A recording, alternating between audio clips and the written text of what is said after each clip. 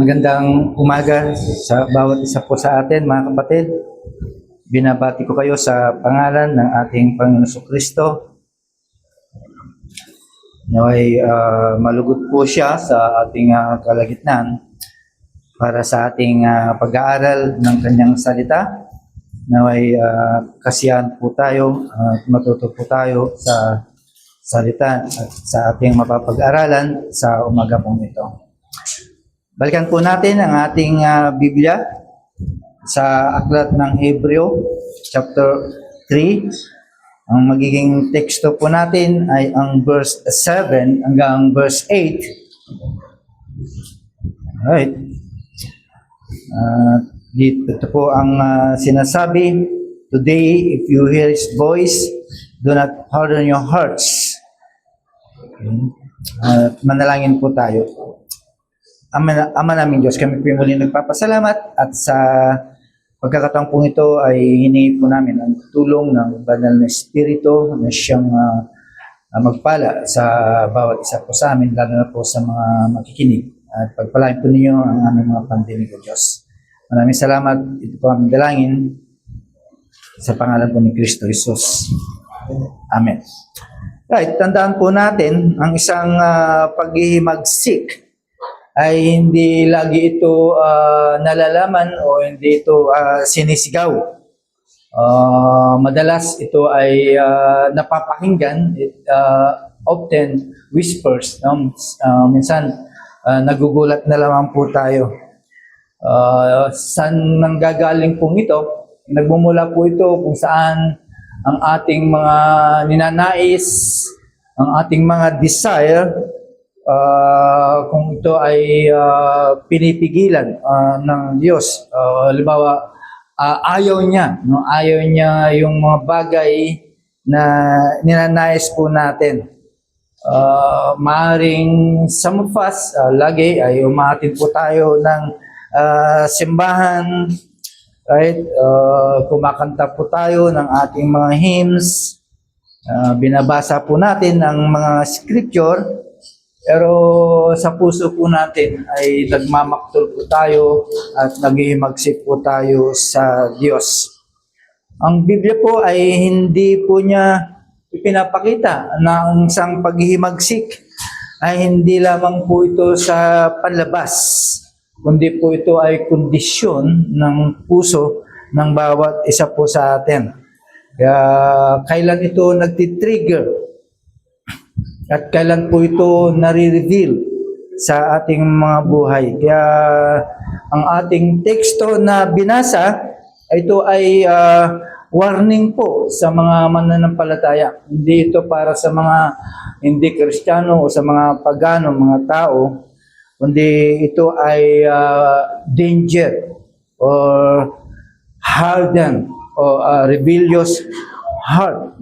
Ibig lang sabihin, patungkol po ito sa isang matigas na puso at paghihimagsik na puso. So, kailan ito nagtitrigger? Kailan ito dumarating? O the moment na naging rebelde o naghihimagsik ang Kristiyano? Kailan ito nag-trigger? In verse 7, sinabi po dito, when you hear His voice. Kung napakinggan po natin ang kanyang salita o napakinggan mo ang salita today, ngayon, if you hear His voice, kapag napakinggan mo ang kanyang salita ngayon. Kaya itong writer ng Hebrews ay he make starting assumes. Ina-assume po niya, there is an assumption. So dito ay nagsasalita ang Diyos. God is speaking. Na ang rebellion ay hindi ito nagtitrigger in divine silence but by divine revelation. Pinapakita po ito. Okay? Kaya ang danger po nito ay hindi po ito lumalabas. Kung saan ang sinasabi ng mga Kristiyano, wala kasi ang Diyos, absent kasi. Pero nare-reveal po ito when God He is present and heard. No? Ibig sabihin, sa ating kalagitnaan, nare-reveal po ito kapag napakinggan po natin ang kanyang salita. No? Sa pagkakataon pong ito ay crucial, mahalaga, sapagkat ang kasulatan ay never na pinortray ang rebellion as an ignorance. Hindi po ito ignorance, kundi ito ay rebelde. It is a resistance. Paghihimagsik po ito sa katotohanan, mga kapatid. Na kapag merong sinasabi ng salita ng Diyos na huwag mong gagawin po ito, ay huwag dapat gawin. Kapag ginawa po natin, it is a resistance, paghihimagsik sa mga katotohanan. Katulad ng mga Israelites during the time na kung saan ay nasa wilderness po sila. Tawag sa kanila ay wilderness generation. Right? Nakita nila yung kapangyarihan ng Diyos. Okay, nagkaroon ng plague, nagkaroon ng Red Sea, kwento ng Red Sea, merong mana na nangyayari, nakita nila yung tubig na lumabas sa bato, at napakinggan nila ang salita ng ng Diyos doon sa Sinai, at nagkaroon ng covenant law. At of course, na-experience din po nila yung presensya ng Diyos by pillar of cloud and fire. Lahat po yun ay na-experience po nila, pero andun pa rin ang paghihimagsik. No? After that revelation, ay nagkaroon ng paghihimagsik. Hindi yung before, kundi yung after na makita po nila at marinig nila ang kapangyarihan ng Diyos. That's why dito po natin makikita yung climax na ibig lang sabihin, itong mga taong to ay meron silang unbelief. No? Meron silang hindi paniniwala sa Diyos. That's why ang Diyos, nirevive po niya muli ang promise, ang pangako para sila ay makapasok sa Kanaan. Okay? Narinig po nila yung tapat na testimonya ni Joshua at ni Caleb, yet they choose fear, grumbling, and unbelief. Sa kabila ng mga bagay na natunghayan po nila, ay mas pinili pa na rin po nila, mga kapatid, ng hindi maniwala. Kaya ang verdict ng Diyos ay hindi po ito ignorance, kundi despising the word. Ayaw nila sa salita ng Diyos. Kumbaga sa ayaw nilang pakinggan, ayaw nilang sundin. Na ibig lang sabihin, kahit sigawan mo ang isang Kristiyano, paluin mo ang Kristiyano, hindi iyan susunod. Right? Merong problema. It's a matter of unbelief. Ayaw niyang maniwala. Kahit sabihin pa natin malamlam yung nagpipreach, just like para lang hindi masaktan ang Kristiyano. Sinigawan na ang Kristiyano, nagpreach ng pasigaw, ayaw pa rin. No? Ayaw pa rin po nila. Kaya dito sa Numbers 14 verse 11, ikukot ko lang po dito. And the Lord said to Moses, "How long will these people despise me?" No? Ang tagal-tagal na, pero you want to despise me. And how long will they not believe in me? In spite all the signs, sa kabila ng lahat ng mga senyales na ipinakita ko sa kanila, ay ayaw pa rin nila. Ayaw pa rin nila. Right? Ganon katigas ang mga puso ng taong ito. Ano yung mga dinispise nila? Ano yung mga inayawan po nila? Sa kabila ng pagiging Kristiyano, ano yung inayawan mo sa Diyos? Bakit patuloy pa rin na naghihimagsik ka sa salita ng Diyos? Ayaw mo pa rin sundin. Okay? What did they despise? Ano yung kanilang inayawan? Pangako ng Diyos. Doon sa mga taong ito, yung pinangako ng Diyos, ibig sabihin, inaayawan po nila. Yung command ng Diyos na dapat makapasok sila. Okay? ano pa, yung sinasalita ng Diyos regarding sa lupa na kanilang papasukin, ay yun ang kanilang inaayawan. Kaya nga, we'll quote John Calvin, sabi po niya dito, men are not condemned for not knowing God, but for not obeying Him when He makes Himself known. Oh? Hindi daw kinukondina ng Diyos ang tao dahil hindi niya alam ang Diyos. Of course, tayo din, galing tayo po doon. No? Hindi natin alam kung sino talaga ang tunay na Diyos. Basta alam natin may Diyos. Pero yung hindi mo pagsunod, okay, na kung kailan ipinakilala niya ang kanyang sarili sa iyo, of course, you will be condemned. No? Yan yung, kasi God revealed Himself dito sa Scripture. Okay? So, ibig lang sabihin, paniniwala mo dahil ang Diyos ay nilabas niya kung sino po siya. Tapos ayaw mong sundin, ay talagang i-condemn niya, i-condemn ka ng Diyos. So, anong nangyari? Paano nagkaroon ng rebellion ang mga taong to, even sa mga Kristiyano? Right? Sabi po ng verse, next verse, verse 7, do not harden your hearts. Okay? Do not harden your hearts as in the rebellion. Okay? Kanina, binanggit po ito sa ating Sunday school. Right? So, ibig lang sabihin, ang Espiritu po ay nagwa-warning against a sudden act, but against a settled condition. Hindi siya, nagwa-warning, kundi yung, yung puso mo. Nandiyan na yung pag-imagsik. Okay? Dahil ang Biblia kasi never portrays hardness of heart as instantaneous. Di ba? Hindi niya pinapakita po doon. Kundi ito ay form, na shape, na hubog. It confirm over time.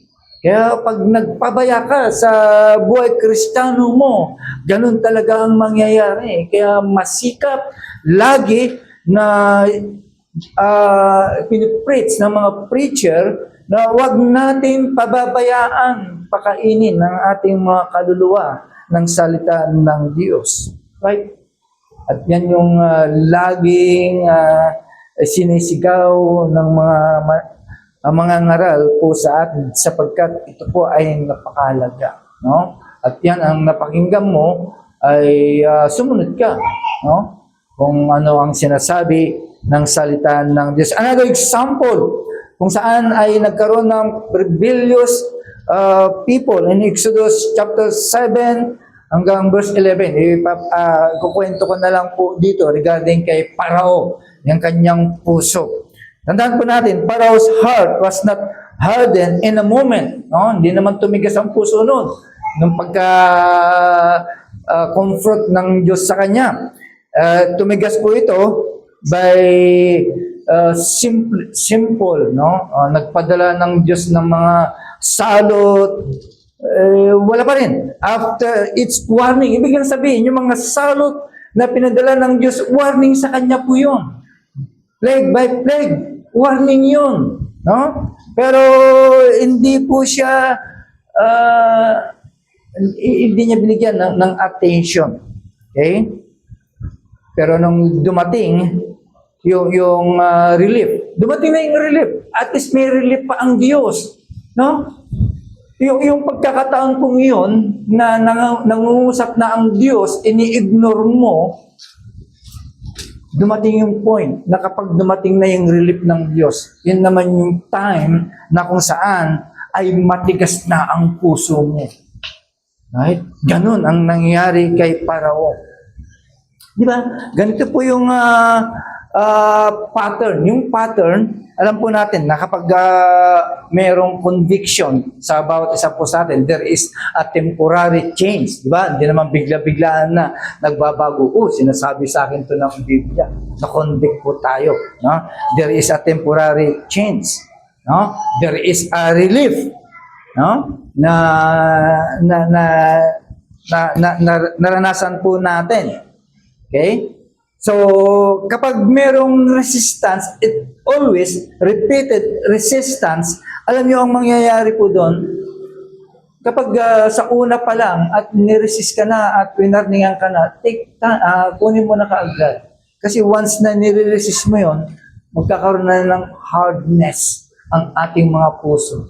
Ako confirm ko yun ng katigasan ng ating mga puso. Okay? Pero dito kay Pharaoh, God judicially hardened Pharaoh only after Pharaoh repeatedly hardened himself. Ganun na nangyari. No? Dahil paulit-ulit na winarningan siya ng Diyos, ay ayaw niyang tanggapin. Kaya pinatigas na ng puso ng Diyos. Hardness is not God's first act. It is God's final judgment on persistent resistance. Kaya patuloy na ikaw ay nagmamatigas at nangungusap na ang salita ng Diyos at nagre-rebelde at naghimagsik ka pa rin. Okay? Ito yung final judgment ng Diyos. There is a persistent or resistance. Kaya tandaan po natin mga kapatid, hardening is not the starting point of rebellion. It is the response to God's voice. Yung pagsuway natin sa salita ng Diyos. Okay? Ganun na nangyari kay kay Pharaoh. Kaya nga sabi ni John Calvin, the heart of man is not hardened at once, but by degrees until at length it becomes wholly obstinate against God. Hindi daw agad-agad dumarating ang paghimagsik ng isang tao kapag mahaba na ang kanyang pagre-resist sa kanyang salita. Imagine, nangungusap na sa'yo, na sa'yo na yung katotohanan. Okay, nabasa mo na, meron ng mga Kristiyano nagsabi sa'yo na huwag mong gagawin ito, and yet, nagawa mo. Mamaya makikita po natin kung ano ang reason. Okay? So, paano naging matigas ang puso? Paano nangyari? Tumigas ang puso ng isang Kristiyano. Sa tagal-tagal ng kanyang pagiging Kristiyano, natuto na lahat, nalaman niya ng lahat ng katotohanan. Mga kapatid, ito ang kadahilanan. There is a delayed obedience. Yung tigil mo o yung antala mo sa pagsunod. Tandaan po natin, hardness often begins with postponement. No? Kapag daw pinospon mo, nangungusap na nga sa'yo ang salid niya, tika mo na. Okay? Diyan ka muna. Kasi ang alam po natin, kapag ang Diyos ay nagsasalita, God speak clearly. No? Maliwanag naman eh. Hindi naman malabo ang salita ng Diyos sa atin, di ba? Maliwanag po yun. Okay? Kaya kapag nagsalita ng Diyos, dapat ang puso po natin, it will response. Hindi dapat later o delay. Kasi kapag dinili po natin ang pagsunod sa salita ng Diyos, malamang ay binibigyan po natin ang pagkakataon ng kasalanan, okay, na nasa harapan po natin.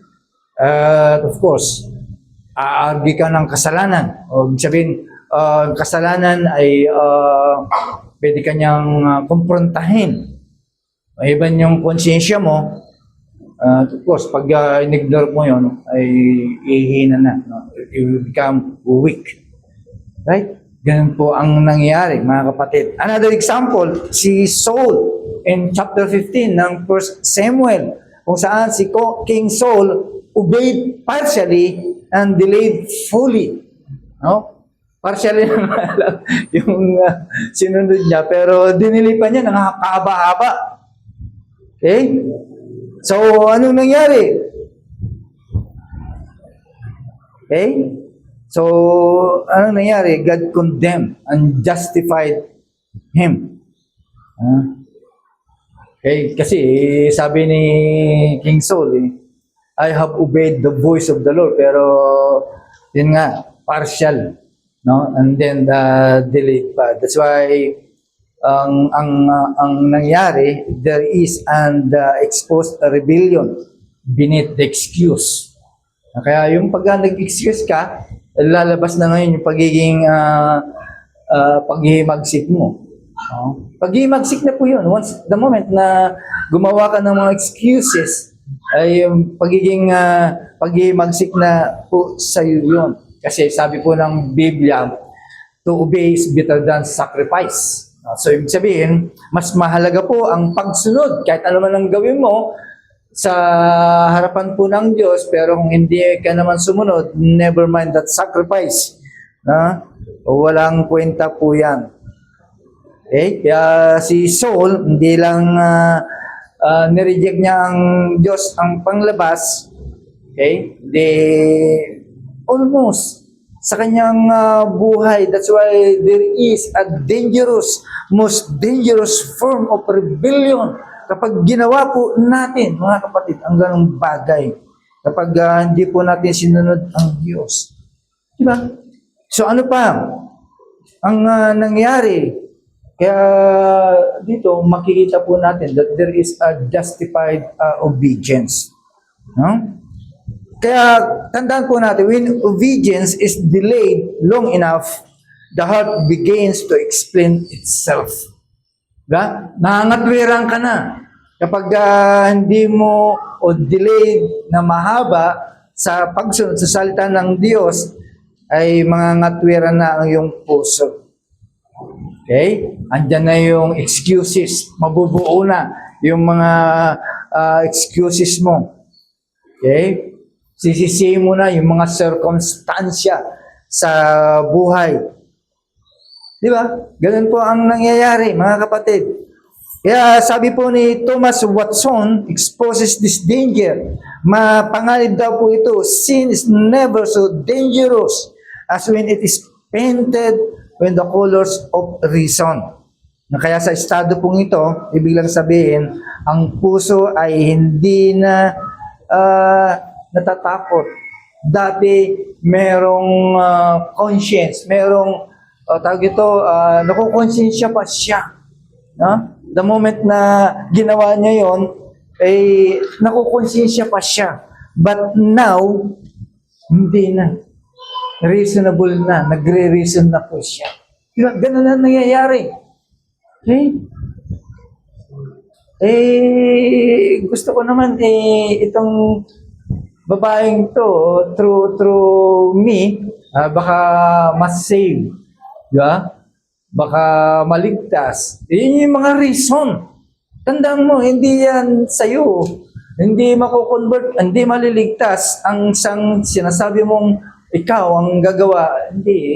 Kahit sabi mong there is a sweet romance sa nagaganap sa'yo, hindi mo mako-convert yan.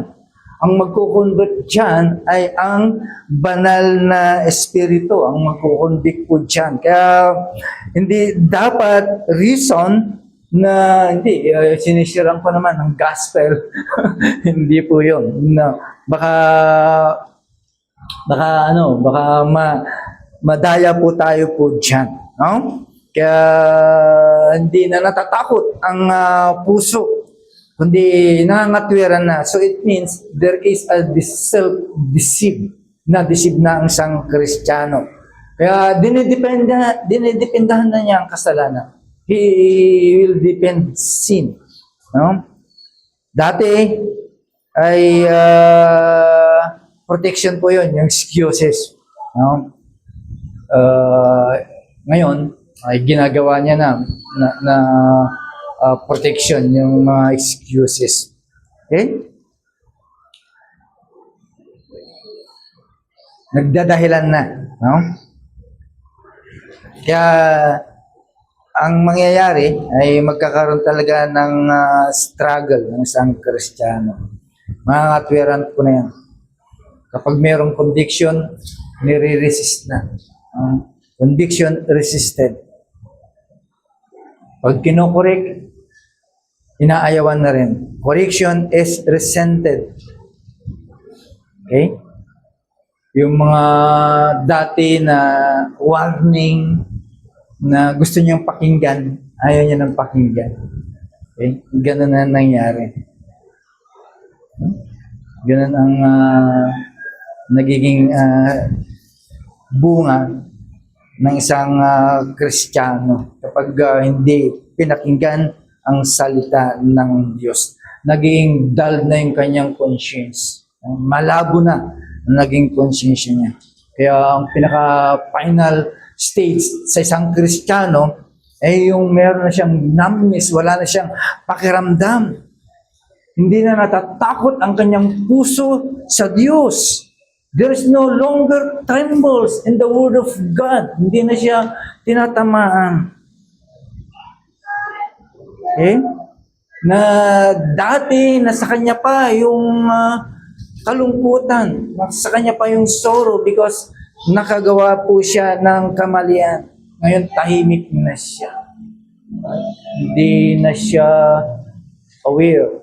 Hindi na siya nagpapakita. Okay? Wala na yung konsyensya. Okay? Ni-ignore na yung mga bagay na kung saan ay pinagsasabihan po siya. Dahan-dahan po siya. Nagiging tahimik. Mga kapatid, sabi po ni Richard Baxter, a silent conscience is not a healed conscience, but a served one. Hindi daw, hindi ka na kinokonsensya. Naging wala na sa iyo ang konsensya. Sabi nila, kalos na ang iyong konsensya. Okay? Ay, hindi daw yun yung gumagaling na konsensya, kundi yun yung tuyo na konsensya na wala nang pakinabang. Wala na siyang takot, wala na siyang umagasano, wala na siyang pinapakinggan. Huh? Kahit sabihin natin, kasalanan yung ginagawa mo. Mangangatwiran pa. Di ba? Mangangatwiran pa. Hindi. Ginagawa ka naman po ito para baka sakaling maging Kristiyano po siya. Now, tandaan po natin, as an example, yung mga Israel, kung saan nasa wilderness po siya, okay? Kung saan pinatigas nila ang kanilang mga puso dahil akala nila wala ang Diyos. Okay? Akala nila hindi sila tinitignan ng Diyos. Di ba? Kung saan nagiging matigas ang kanilang mga puso because ay hindi nila pinakinggan, hindi nila pinaniwalaan, hindi nila tinanggap ang pangako ng Diyos, ang kanyang direktiba, hindi nila tinanggap. Di ba? Ganun din po tayo, mga kapatid. Kapag hindi na natin sinusunod, hindi na natin tinitignan ang salita ng Diyos, ang katotohanan pong ito, at ganyan po ang mangyayari. Okay? Ayaw na nilang i-desire ang salita ng Diyos. Imagine. Kaya ang dapat makita ng mga Kristiyano, okay? Ang ginagawa ng Diyos po natin para makita po natin, matutunan po natin, katulad ng ginawa po niya, para matuto po sila. No, itong mga taga-Israel po ito, itong mga Israel po ito, before get the manna, ay dinala muna sila sa hunger. Biglang sabihin, pinapakita ng Diyos sa kanila na dapat sa Diyos sila magdepende. Di ba?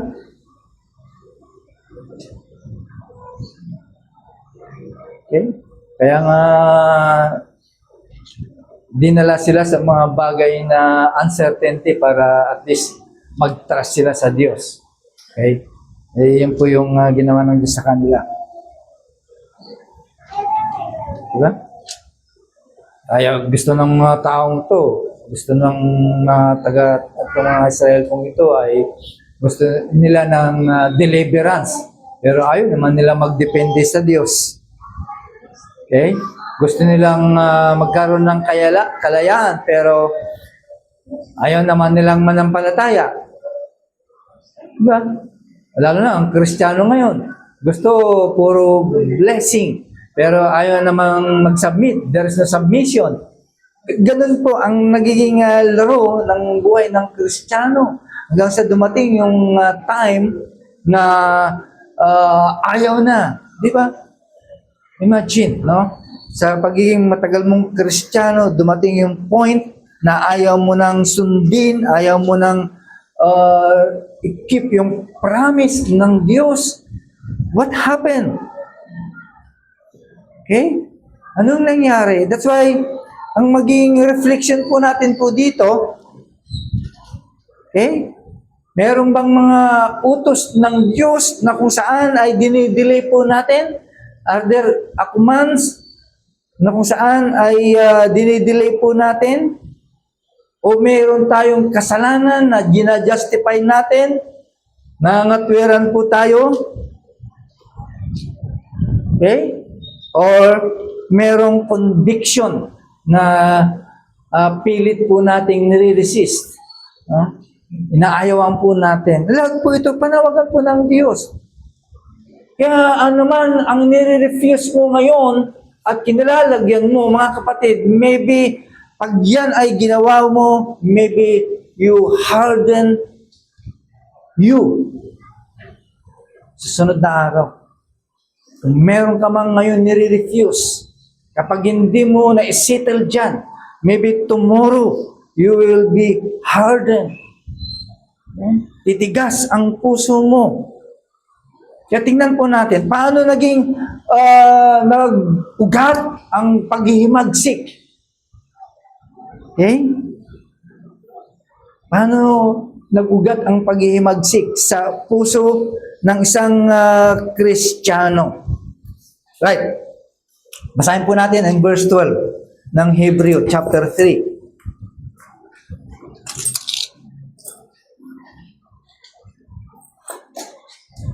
This. Tingnan po natin sa sabi po dito, yung mga kapatid, ingatan ninyo, huwag magkaroon ang sinuman sa inyo ng pusong masama at walang pananampalataya na siya maglalayo sa inyo sa Diyos na buhay. Okay? Take care. Tandaan po natin because ang pag-imagsik ay hindi po yan emotional. Okay? It is theological. Hindi yan emosyon, kundi yan ay isang katuruan sa bawat isa po sa atin. Balikan po natin ang Genesis chapter 3 verse 1 to 6, yung unang rebellion sa Diyos. Saan nag-umpisa po ito? Sa unbelief. No? Sa hindi paniniwala, nagkaroon ka ng unbelief sa salita ng Diyos. Okay?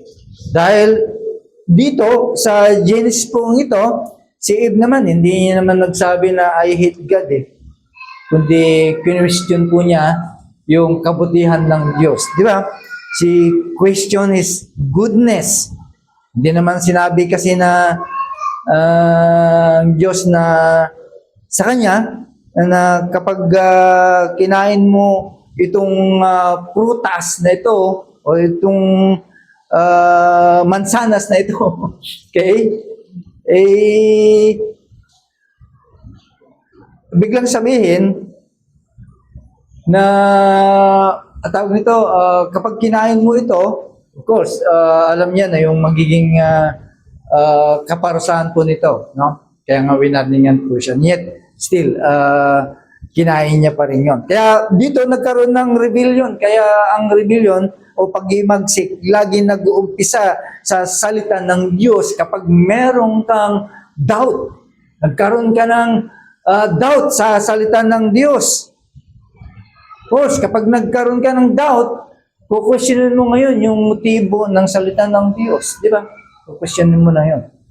Kaya doon nag-start ang pagre-rebelde, pag-imagsik, kapag nagkaroon ka ng pag-aalinlangan sa salita ng Diyos.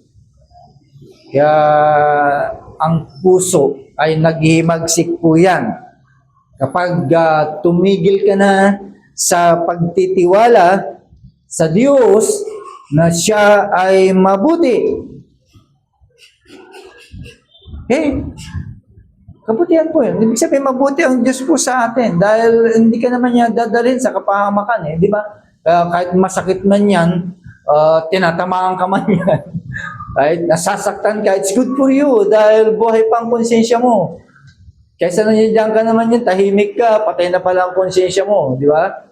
Depende na lang sa iyo kung tinanggap mo yung salita ng Diyos. Pero kung nasaktan ka, it's good for you dahil tinatama ka pa ng Diyos. Right? Kaya dito nag-uumpisa.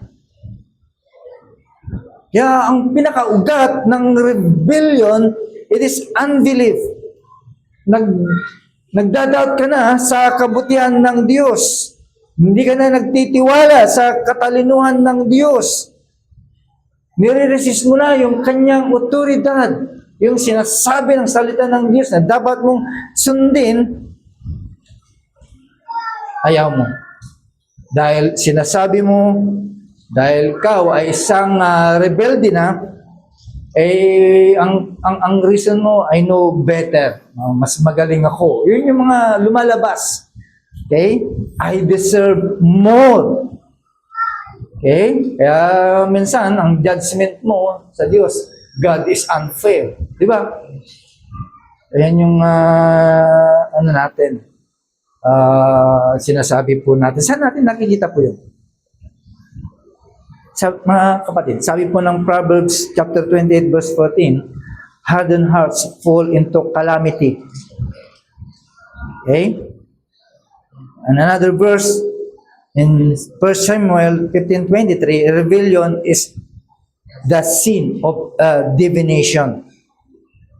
Kaya kapag meron ka pang unbelief o hindi pagtitiwala, tandaan po natin, yan yung mag-fuel going to rebellion. No? Yan yung magdadala sa iyo para ikaw ay mag-rebelde. Kaya dagdagan mo yung pananampalataya. Patatagin mo ang pananampalataya mo. Palalaguin mo ang pananampalataya mo ay because faith fuels obedience. Yeah.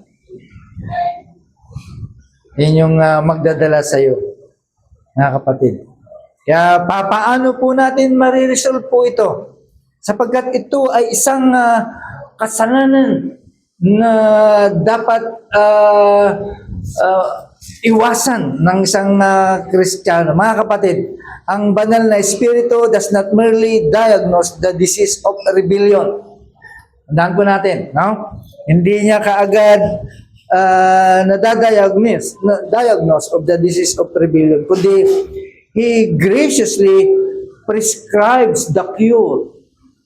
Binibigay kaagad ang gamot po nito. Dahil ang Diyos, ang kanyang judgment, ang kanyang remedy, it's not a condemnation. Di ba? Hindi kanya kinokondemn, kundi iniimbitahan ka ulit ng Diyos to come.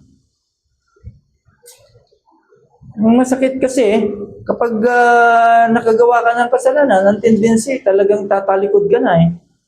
No? Tumitigas na ang puso. Kaya, he did not condemn, kundi nag-iimbita ang Diyos. Hindi niya pinakras, hindi niya dinudurog ang isang makasalanan. Dinurog ka ba? Hindi, kundi tinatawag ka. Manong, bumalik ka. Hindi ka naman niya dinurog eh. Kung wala tayo ngayon sa biyaya ng Diyos, baka tayo ay nadurog na sa kasalanan. Pero hindi. He calls you. He calls Him. Okay? Saan natin nakikita po ito? Saan sumisigaw ito? Yung salita ngayon, today. Ano ang ibig sabihin ng today? Sabi ng mga theologian, today is the context of the language of mercy. Yung today daw na sinabi po dito, ang ibig sabihin po noon, there is a mercy coming. Kaya nga, now, ibig sabihin, tinatawag ka na ng Diyos ngayon para magsisi. Okay? Na ibig lang sabihin, itong salita na ito yung pangbasag ng Diyos sa puso na isang matigas. Okay? Ito yung pagtawag para basagin ang pusong matigas. Kaya nga sabi ng text po natin, today, do not harden your hearts. Kapag narinig mo ang kanyang salita, huwag mong patigasin ang puso mo. Hindi naman sinabi ng Espiritu, kasi Espiritu ang nagsasalita po dito. Hindi niya sinabi na, okay, kapag convenient yung oras, yung time, di ba? Hindi niya naman sinabi po yon. Kundi, today. Biglang sabihin, today. Repentance is always urgent. Bakit? Kasi ang puso po natin, hindi po ito nagiging neutral po yan. Heart is never neutral. Dahil every moment of delay, tandaan po natin, pinapalakas niya po lagi ang ating resistance. At nagiging mahina ang isang Kristiyano. Kapag winarnihan ka na at ngayon, sumunod ka na. Hindi, titigas ka lagi po. Bakit urgent? Because repentance must be immediate. Okay? Ang pagsisisi dapat agad. Tandaan po natin, ang pagtigas ng puso ay hindi yan sudden act. It is a process. Proseso po yan. Kaya bawat postponement ng ating response, pinapatigas ang puso mo. Magiging kalos na ang iyong kaluluwa. Kaya nga sabi ka na, mahihirapan ka na. It takes time. Hindi ka kahabagan ng Diyos. Hindi ka makakatawid po siya. Hanggat meron pang nagsasabi sa iyo. Hanggat ang puso mo ay hindi pa nagre-reason out.